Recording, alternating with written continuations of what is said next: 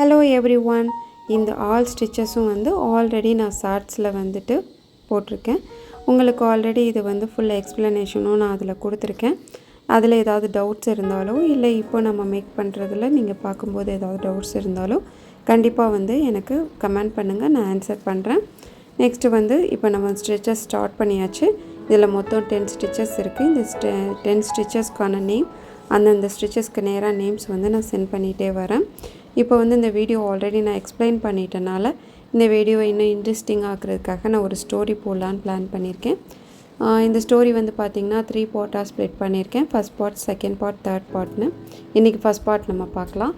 இந்த ஸ்டோரி பார்த்தீங்கன்னா crime story. So வந்து இதை இடையில ஸ்கிப் பண்ணாமல் பாருங்கள். நீங்கள் ஸ்கிப் பண்ணிங்கன்னா நான் என்ன சொல்ல வரேன்றது உங்களுக்கு புரியாமல் போயிடும். ஸோ அதனால் ஸ்கிப் பண்ணாமல் பாருங்கள். ஓகே, இப்போ நம்ம ஸ்டோரி பார்க்கலாமா? ஃபர்ஸ்ட் இந்த ஸ்டோரியோட நேம் வந்து என்னென்னா புரியாத புதிர். அதான் இந்த ஸ்டோரியோட நேம். ஸ்டோரிக்குள்ளே இப்போ நம்ம என்ட்ராகலாம். ஸ்டோரிக்குள்ளே இப்போ என்ட்ரானோன்னா ஸ்டார்டிங்கில் சேலம்னு ஒரு ஊர் இருக்குது. அந்த ஊரில் நியர்பை ஒரு அழகான கிராமம் இருக்குது. அந்த கிராமத்தில் முரளி, முல்லை அப்படின்னு சொல்லி 2 பேர் வாழ்ந்துட்டுருக்காங்க. ரொம்ப ஏழ்மை நிலையில் கூலி வேலை பார்க்கக்கூடிய ஒரு பேர் தான் அவங்க வந்து வேலை பார்த்து தன்னோட பையன் வந்து வளர்த்துட்டு வராங்க. அந்த பையனோட பேர் என்னன்னு கேட்டிங்கன்னா ரஞ்சன். அவங்களுக்கு ஒரே பையன். அந்த பையனுக்கு வயசு 8. அந்த பையனை வந்து ஒரு கவர்மெண்ட் ஸ்கூலில் படிக்க வச்சுட்டு வராங்க. அந்த பையனோட மேல் படிப்பு பெரிய லெவலில் இருக்கணும், அவனை நல்லா கொண்டு வரணுன்றதுக்காக தன்னோட உழைப்பில் ஒரு சேவிங்ஸையும் பண்ணிட்டு வர்றாங்க. அதுக்கப்புறம் அந்த பையனை ரொம்ப செல்லமாக ரொம்ப ஓவியமாக வளர்த்துட்டு வராங்க. அந்த பையன் ஒரு நாள் தன்னோட அப்பா அம்மா கிட்டே கேட்குறான், ஏன் எனக்கு வந்து ஒரு தம்பியோ தங்கையோ இல்லை அப்படின்னு சொல்லி கேட்குறாங்க. அப்போ அவங்க சொல்கிறாங்க, நம்ம ஏழ்மை நிலை காரணமாக நாங்கள் உன்னையை மட்டும் நல்லபடியாக வளர்த்தா போதும் அப்படின்ற ஒரு முடிவெடுத்ததாக அவங்க சொல்கிறாங்க. சொல்லும்போது, நான் என்னோட தம்பியோ இல்லை தங்கையோ இருக்கட்டும், நான் அவங்கள பத்திரமா பார்த்துக்கிறேன், அவங்கள நான் வளர்க்குறேன், நான் படித்து அவங்கள பெரிய ஆளாக்குறேன் அப்படின்னு அவன் சொல்கிறான். அவங்களும் அதை அக்செப்ட் பண்ணிவிட்டு அதுக்கப்புறம் அவங்களுக்கு ஒரு 1 இயர் கழித்து ஒரு அழகான ரொம்ப க்யூட்டான ஒரு பெண் குழந்தை பிறக்குது. அந்த பெண் குழந்தை தான் நம்ம கதையோட ஹீரோயின். அந்த பொண்ணுக்கு தன்னோட பையனோட நேம் ரஞ்சன், அதுக்கேற்ற மாதிரியே ரக்ஷிதா அப்படின்ற ஒரு நேம் வைக்கிறாங்க. இவரோட பேர் ரஞ்சன், அவள் பேர் ரக்ஷிதா. பையன் தன்னோட தங்கையான ரக்ஷியை ரொம்ப பார்த்து ஆசையாக பிரியமாக வளர்க்க ஆரம்பிக்கிறான். அவங்க அம்மா அப்பாவுக்கிட்ட அவள் வளர்கிறத விட அதிகமாக அவள் வளர்கிறது தன்னோட அண்ணன்கிட்ட தான். அண்ணனும் தங்கையும் ரொம்ப க்ளோஸாக அட்டாச்மெண்ட்டாக ரொம்ப அழகாக வளர்கிறாங்க. அவன் நல்லா படிக்கிறான். தான் தங்கையை பெரிய ஆளாக்கணும், தான் தாய் தகப்பனோட கஷ்டத்தை சரி பண்ணணும் அப்படின்ற ஒரு மோட்டிவேஷனோடைய அவன் வளர்கிறான். வளர்ந்து பெரிய ஆளாகிறான். ஸ்கூலில் வந்துட்டு ஸ்கூல் ஃபஸ்ட்டாக வரான். அவனுக்கு மெரிட்டில் ஸ்காலர்ஷிப்பில் காலேஜில் சீட் கிடைக்கிது. இன்ஜினியரிங் ஜாயின் பண்ணுறான். அங்கேயும் அவன் நல்லாவே படிக்கிறான், நல்லா டாப்பராகவே வரான். வந்து நல்ல ஒரு வேலையில் பிளேஸ்மெண்ட் ஆகிறான். பிளேஸ்மெண்ட் ஆன உடனே அவன் பண்ணுற ஃபர்ஸ்ட் வேலை தான் தங்கையை வந்து ஒரு மெட்ரிக்கில் ஜாயின் பண்ணி படிக்க வைக்கிறான். அவனோட மோட்டிவேஷனே தான் தங்கையும் தன்னோட அப்பா அம்மாவையும் பெரிய லெவலில் கொண்டு வரணும். அவங்க ஒரு கூரை வீட்டில் வாழ்ந்துட்டுருக்காங்க. அந்த வீடை தாண்டி அவங்க வந்து ஒரு பெரிய வீட்டில் வாழ வைக்க முடியலன்னா கூட ஒரு சொந்த வீட்டில் வாழ வைக்கணும் அப்படின்ற ஒரு எய்மோட அவன் தன்னோட லைஃப்பை ஸ்டார்ட் பண்ணுறான். நெக்ஸ்ட்டு நம்ம ஹீரோயின் ரக்ஷிதாவை பற்றி பார்க்கலாம். ரக்ஷிதாவை வீட்டில் அழகாக க்யூட்டாக கூப்பிடுற பேர் ரக்ஷின்னு தான் அவளை அழகாக க்யூட்டாக கூப்பிடுவாங்க. அவள் வந்து எப்படி கேரக்டர்னால் ரொம்ப துருன்னு இருக்க ஒரு கேரக்டர், ரொம்ப அழகான ஒரு பொண்ணு. நெக்ஸ்ட்டு வந்து அவள் வந்து எப்படின்னா ரொம்ப போல்டான கேரக்டராக தான் வளர்க்கப்படுறா. அவங்க அண்ணா வந்து எப்பயும் பயப்படக்கூடாது, நீ ரொம்ப ஸ்ட்ராங் பர்சனாக இருக்கணும், யாரையும் நம்பி வாழக்கூடாது, இண்டிவிஜுவாலிட்டியாக இருக்கணும் அப்படின்னு சொல்லியே தான் அவளை வளர்த்துக்கிட்டு வரான். அதுக்கேற்ற மாதிரி அவளும் ரொம்ப ஸ்ட்ராங்கான பொண்ணாக போல்டான பொண்ணாக தான் வளர்றா. அவளும் படிப்பில் ரொம்ப அவங்க அண்ணாவை விடவே பெஸ்ட்டாக இருக்கக்கூடிய ஒரு டாப்பர் ஸ்டூடெண்ட்டாக அவளும் வளர்றா. அவளோட எண்ணம் ஃபுல்லாகவே தனக்காக வாழ்ந்துட்டுருக்க தான் அப்பா அம்மா தான் அண்ணனுக்கு நல்லா பெருசாக செய்யணும், ஒரு பிஸ்னஸ் உமனாக வரணும், இல்லை ஒரு ஃபாரின் போய் நிறைய சம்பாதிக்கணும். அவளோட ஒரே மோட்டிவேஷன் இதுவாக தான் வளர்ந்துட்டு வர்றா. அவளும் வந்து +2 வரா. +2ல் வந்துட்டு அவளும் ஸ்கூல் ஃபஸ்ட்டாக வரா. அவங்க அண்ணனோடைய கூட மார்க் எடுத்து நல்லபடியாக பாஸ் பண்ணுறா. அவங்க அண்ணா வந்து அவளை வந்து ஒரு இன்ஜினியரிங் காலேஜில் சேர்க்கணுன்னு முடிவெடுக்கிறான். அவங்க அம்மா வந்து சொல்கிறா, அவளுக்கு 18 இயர்ஸ் ஆச்சு, உனக்கு வந்து இப்போது 27 ஆகுது, உனக்கு நான் மேரேஜ் பண்ணணும், ஸோ அவளுக்கு மேரேஜ் பண்ணி கொடுத்துடலாம், ஸோ உன்னோட லைஃப்பையும் நாங்கள் பார்க்கணும், ஸோ வந்துட்டு அவளை வந்து நம்ம ஒரு நல்ல பையனாக பார்த்து வரன் பார்த்து கல்யாணம் பண்ணிடலாம் அப்படின்னு சொல்கிறாங்க. அப்போ அவன் சொல்கிறான், என் தங்கை நல்லபடியாக படித்து அவளை மேரேஜ் பண்ணி கொடுத்ததுக்கு அப்புறம்தான் நான் மேரேஜ் பண்ணிப்பேன், எனக்கு எவ்வளோ ஏஜ் ஆனாலும் பரவாயில்ல அப்படின்ற ஒரு முடிவு எடுக்கிறான். அந்த டயத்துலேயே அவன் நல்லா சம்பாதிச்சு நான் தங்கையை ஒரு நல்ல காலேஜில் இன்ஜினியரிங் சேர்க்குறான். அதே டைமில் அவன் ஒரு வீடும் சின்னதாக டபுள் பெட்ரூமில் ஒரு வீடும் அப்பா அம்மாவுக்காக வாங்குகிறான். வாங்கிட்டு எல்லோரும் வந்து அந்த கிராமத்தை விட்டு டவுனுக்கு போகிறாங்க. போயிட்டு தான் தங்கையோட காலேஜ் நியர்பையே ஒரு வீடை வாங்கி அங்கே செட்டில் ஆகுறாங்க. அந்த பொண்ணு நல்லா படிக்க ஆரம்பிக்கிறான். இங்கே விட அங்கே இன்னுமே டாப்பர் ஸ்டூடெண்ட்டாக இருக்கா, காலேஜில் ரொம்ப ஃபேமஸாகவே இருக்கா. அந்த அளவுக்கு ரொம்ப நல்லா படிக்கிறாள். தன்னோட வீட்டு கஷ்டத்தை போக்கணும் அப்படின்றதுக்காகவே ரொம்ப நல்லா படிக்கிறாள். எப்படியாவது ஒரு பிஸ்னஸ் உமனாவோ இல்லை பெரிய லெவலில் ஜாப்லேயோ ஜாயின் பண்ணணும் அந்த மோட்டிவேட்டரோடு படிக்க ஆரம்பிக்கிறாள். அவள் ரொம்ப க்யூட்டு, ரொம்ப ரொம்ப அழகான ஒரு பொண்ணுன்றனால அவளுக்கு கொஞ்சம் பசங்கனால நிறைய ப்ரெஷர் இந்த மாதிரி வர ஆரம்பிக்குது. அதில் ஒரு கேரக்டர் என்ட்ராகிறாங்க. அந்த பையன் பேர் சஞ்சய். அவன் வந்து இவளை மாதிரியே ஒரு ஏழ்மையான குடும்பத்தை சேர்ந்த ஒரு பையன்.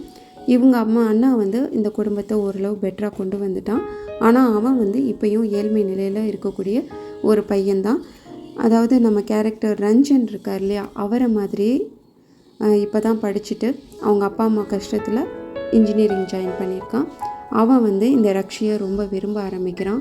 அவள் பின்னாடியே சுற்றிட்டு இருக்கான். படிப்பில் கான்சன்ட்ரேஷன் பண்ணாமல் ஃபுல்லாக அவனோட ஃபோக்கஸ் இந்த சைடு போகுது. அவனும் நல்லா படிக்கக்கூடிய ஒரு பெஸ்ட் ஸ்டூடெண்ட் தான். பட் அவனோட ஃபோக்கஸ் சேஞ்ச் ஆகுது. அப்போது ஒரு நாள் ரக்ஷியை கூப்பிட்டு பேச ஆரம்பிக்கிறான். நான் உன்னை விரும்புகிறேன் அப்படின்னு சொல்கிறான். அப்போ ரக்ஷி சொல்கிறா, நீ வந்து உன்னை பற்றி நான் டீட்டெயில்ஸ் கேள்விப்பட்டிருக்கேன், நீ வந்து கொஞ்சம் ஏழ்மை நிலையில் உள்ள ஒரு ஃபேமிலியை சேர்ந்த பையன் அப்படின்னு நான் கேள்விப்பட்டிருக்கேன். என்னோடய அண்ணனை பற்றி உனக்கு தெரியுமா, அவரும் ஏழ்மை நிலையிலேருந்து இன்றைக்கி என் குடும்பம் இன்றைக்கி நல்ல நிலைமைக்கு வந்து நான் இன்றைக்கி ஒரு இன்ஜினியரிங் காலேஜில் படிச்சுட்ருக்கேன்னா அதுக்கு காரணம் என் அண்ணா தான். நீ படி ஃபஸ்ட்டு, உனக்கு என்ன பிடிச்சிருக்குன்னா நேராக வந்து என் அண்ணாக்கிட்டேயும் என் அப்பா அம்மா கிட்டேயும் கேளு, அவங்க சம்மதிச்சா நான் யாரையாக இருந்தாலும் கல்யாணம் பண்ணிப்பேன். அது நீன்றது இல்லை, ஏழை பணக்காரவங்க இந்த பார்சியாலிட்டிலாம் எனக்கு இல்லை.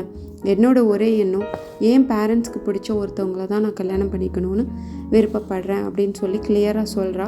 உனக்கு படிப்பு தான் முக்கியம், என்னால் உன் படிப்பு ஸ்பாயில் ஆகிறது எனக்கு விருப்பம் இல்லை. ஏன்னா என் அண்ணா மாதிரியே நீயும் நல்ல நிலைமைக்கு வந்து நாளைக்கு நல்லா பிளேஸ்மெண்ட் ஆகி நல்லா உன் ஃபேமிலி நீ ரன் பண்ணணும் அப்படின்னு நான் நினைக்கிறேன். ஸோ தயவு செஞ்சு நீ படிப்பில் கான்சன்ட்ரேஷன் பண்ண. உனக்கு அதுக்கப்புறம் வந்து படித்து முடிச்சுட்டு என் பேரண்ட்ஸ்கிட்ட வந்து பேசு, அவங்களுக்கு பிடிச்சிருந்தா நான் உன்னை கல்யாணம் பண்ணிக்கிறேன் அப்படின்னு சொல்லி அவள் என் பண்ணுறான் அந்த சாப்டரையே. அப்போ வந்து அவனும் யோசிக்கிறான். நான் தன்னோட பேரண்ட்ஸை பற்றி யோசிக்காமல் தான் தப்பு பண்ணதை உணர்ந்து அதுக்கப்புறம் படிக்க ஆரம்பிக்கிறான். அதுக்காக ரக்ஷியா அவன் மறந்துட்டானான்னு கேட்டால் இல்லை, ரக்ஷிக்காகவும் சேர்த்து படிக்க ஆரம்பிக்கிறான். ஏன்னா அவங்க வீட்டில் அவன் மேலே எவ்வளோ பிரியம் வச்சுருக்கான்றதை அவன் உணர்ந்து படிக்க ஆரம்பிக்கிறான். ரக்ஷிதா காலேஜ் படிப்பை முடிக்கிறா. அங்கேயும் காலேஜ்லேயும் பெஸ்ட்டு டாப்பராக வந்து காலேஜ் படிப்பு முடித்ததுக்கப்புறம் அவங்க அண்ணா அவளை மேல் படிப்பு படிக்க வைக்கணும்னு விருப்பப்படுறாங்க. பட் அவங்க பேரண்ட்ஸ்க்கு அதில் விருப்பம் இல்லை.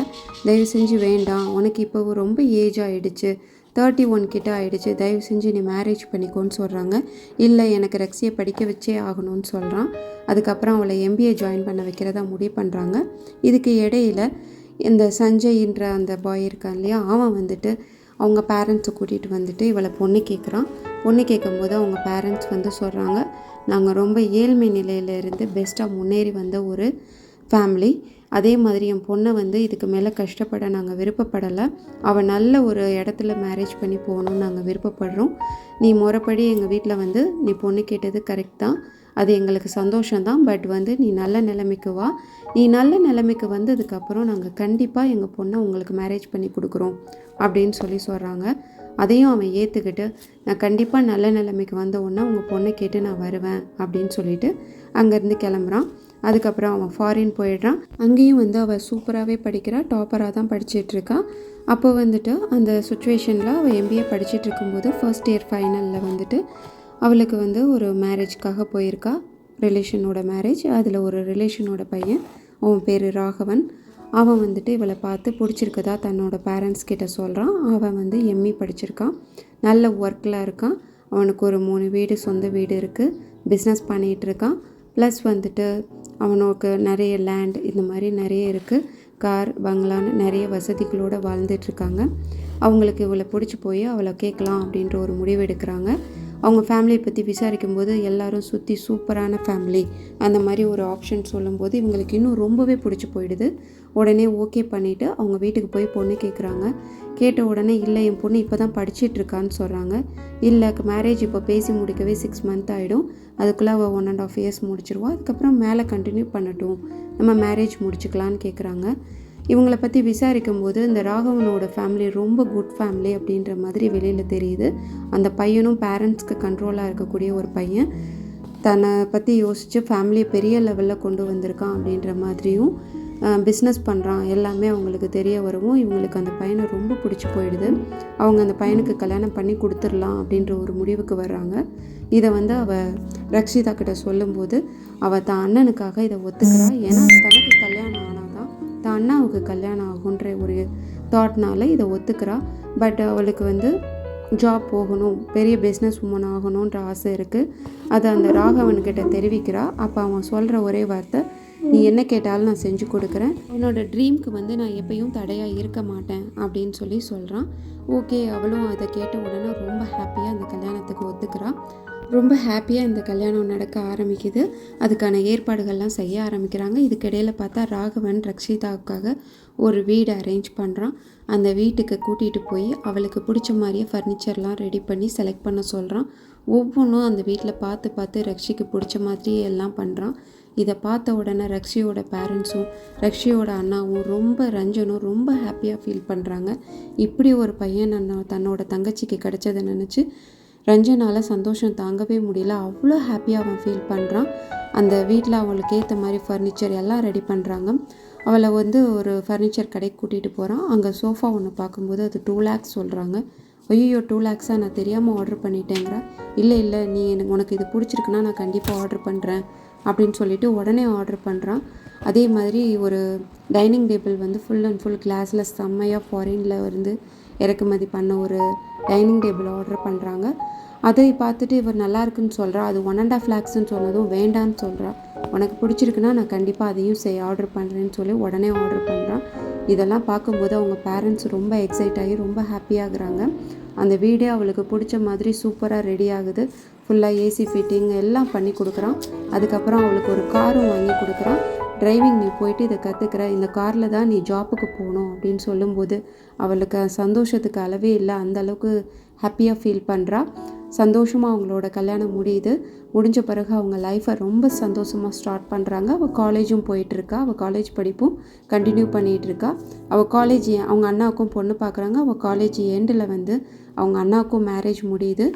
இதில் அவங்க பேரண்ட்ஸ் ரொம்ப ஹாப்பியாக ஃபீல் பண்ணுறாங்க. ஏன்னா தன்னோட மகளும் ரொம்ப சந்தோஷமாக இருக்கிறத பார்த்து அவங்க பட்ட கஷ்டத்துக்கெல்லாம் சேர்த்து அவங்க ரொம்ப ஹாப்பியாக ஃபீல் பண்ணுறாங்க.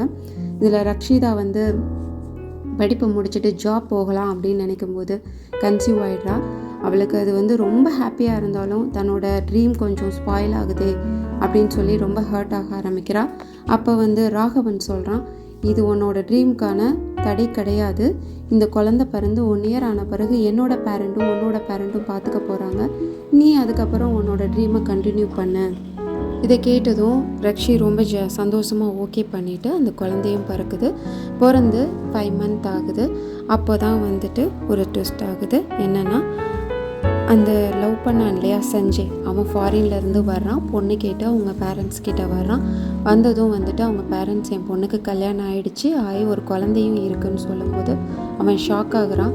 நீங்கள் தானே சொன்னீங்க படிப்பை முடிச்சுட்டு நீ வா, நல்லபடியாக சம்பாதிச்சு வா, நான் உன் பொண்ணை கொடுக்குறேன், நீ ஏன் இப்படி பண்ணினீங்கன்னு சொல்லிட்டு அழுகிறான். நான் அவளையே நினச்சிட்டு இத்தனை வருஷமாக வாழ்ந்துட்டுருக்கேன், அவளுக்காகவே நான் இவ்வளோ உழைச்சிருக்கேன், இன்றைக்கி மந்த்லி 5 lakhs கிட்ட நான் சம்பாரிச்சிட்ருக்கேன், எல்லாமே என்னோடய ரக்ஷிக்காக தான், ஏன் இப்படி பண்ணினீங்கன்னு சொல்லி ரொம்ப அழுகிறான். அப்போ ரக்ஷியையும் வர வைக்கிறாங்க. ரக்ஷி அங்கே பேசுகிறா, நான் ரொம்ப சந்தோஷமாக இருக்கேன், எனக்கு இப்படி ஒரு ஹஸ்பண்ட் கிடைப்பாருன்னு நான் கனவுல கூட நினைக்கல, என்னை அவ்வளோ ஹாப்பியாக வச்சுருக்காரு, இப்படி ஒரு லைஃப் கிடைக்குமா அப்படின்ற அளவுக்கு நான் ரொம்ப சந்தோஷமாக இருக்கேன்.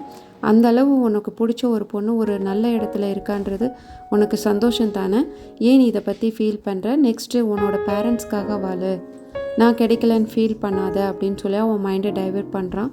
ஓகே நீ சந்தோஷமாக இருன்னு சொல்லிவிட்டு அங்கேருந்து சஞ்சய் கிளம்பிடுறான். கிளம்புனதுக்கப்புறம் அவள் வீட்டுக்கு வந்துடுறா. வீட்டுக்கு வந்து ஒரு 1 month ஆகும்போது தன் ஹஸ்பண்ட்கிட்டே நடந்த விஷயத்த சொல்லியிருக்கா. ஓகே பரவாயில்ல, எல்லோரும் பொண்ணுன்னு இருந்தால் கேட்க தானே செய்வாங்க அப்படின்ற மாதிரி அவனும் அதை பாசிட்டிவாக எடுத்துக்கிறான். 1 month கழித்து என்ன ஆகுதுன்னா, வீட்டில் அன்றைக்கி என்ன நடக்குதுன்னா, முதல் நாள் நைட்டு ஏசி ரிப்பேர் ஆகுது. ரிப்பேர் ஆனவுடனே அன்றைக்கி கால் பண்ணிவிட்டு இந்த மாதிரி ஏசி ரிப்பேர் ஆகுதுன்னு சொல்லிவிட்டு சர்வீஸ்க்கு வர சொல்கிறான்.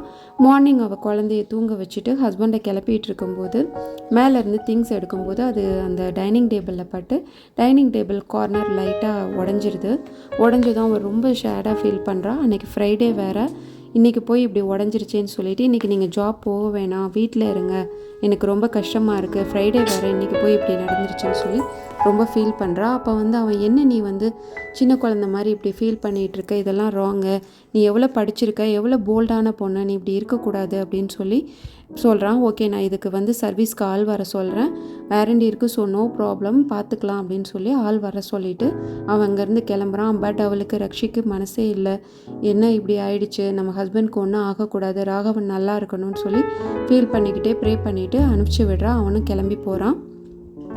அதுக்கப்புறம் ராகவன் கிளம்பி போய் ஒரு 1 hourல அவனுக்கு வந்து கால் வந்திருக்கு. அவன் கால் கவனிக்கலை. ஒரு 5 minutes கழித்து தான் பார்க்குறான். ரக்ஷி 2 கால் பண்ணியிருக்கா, ரக்ஷியோட அண்ணா ரஞ்சன் 2 கால் பண்ணியிருக்கான், நியர்பை ஹவுஸில் உள்ளவங்களும் கால் பண்ணியிருக்காங்க. என்ன ஆச்சு அப்படின்னு சொல்லி ரொம்ப பதட்டமாயிட்டு உடனேயும் டக்குன்னு சொல்லி கால் பண்ணால் ரக்ஷி ஃபோனை எடுக்கலை. அதுக்கப்புறம் அவங்க அண்ணன் ரஞ்சனுக்கு கால் பண்ணும்போது அவன் கால் அட்டன் பண்ணுறான். என்ன ஆச்சு அப்படின்னு கேட்கும்போது நியர்பை ஹவுஸ்லேருந்து அவனுக்கு கால் வந்ததாகவும் கண்டினியூவாக குழந்தை அழுதுகிட்டே இருக்குது, உள்ளே ரக்ஷி ஏதோ கீழே விழுந்து கிடக்கிறதாகவும் சொல்கிறாங்க. உடனே அவனும் பதறி அடித்து ஓடி வர்றான். ரஞ்சனும் ஓடி வர்றாங்க. ஓடி வரும்போது பார்த்து கதவு உள்ளே லாக் ஆகிருக்கு. 2 பேரும் சேர்ந்து அந்த டோரை உடைக்கிறாங்க. உடச்சி உள்ளே போனால் ரக்ஷியோட கழுத்தை அறுபட்டு அவள் கீழே கிடக்கிறா. பக்கத்தில் குழந்தை மயங்கி போய் கிடக்கு. ஒன்றுமே புரிய அமுத நிலைமையில் 2 பேரும் ஓன்னு கத்தி அழுதுகிட்டு தன்னோட மனைவியை போய் அவன் கட்டி பிடிச்சி அழறான். இவன் குழந்தைய தூக்கிட்டு வந்து தன் தங்கையை கட்டி பிடிச்சிட்டு அவனும் அழுகிறான். என்னாச்சு ரக்ஷி எந்திரின்னு கத்துறாங்க. அவள் உயிர் இருக்கான்னு செக் பண்ணி பார்க்குறாங்க. அவள் உயிரோடு தான் இருக்கா. உடனே ஆம்புலன்ஸ்க்கு வர வச்சு உடனே அவளை ஹாஸ்பிட்டல் கூட்டிகிட்டு போகிறாங்க.